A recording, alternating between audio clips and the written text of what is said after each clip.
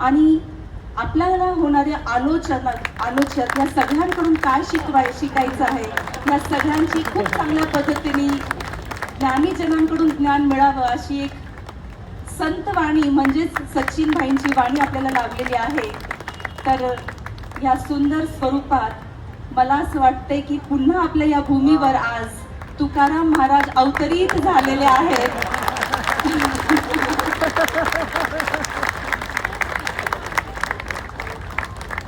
ज्ञानेश्वर महाराज असतील किंवा तुकाराम महाराज असतील, तुकाराम महाराज म्हणतात की मन करारे प्रसन्न सर्व सिद्धीचे कारण. आणि आपल्याला या 2 दिवसात तीच शिकवणूक, तीच संतवाणी ऐकायला मिळालेली आहे की आपल्या जीवनात आपल्याला नेहमी प्रसन्न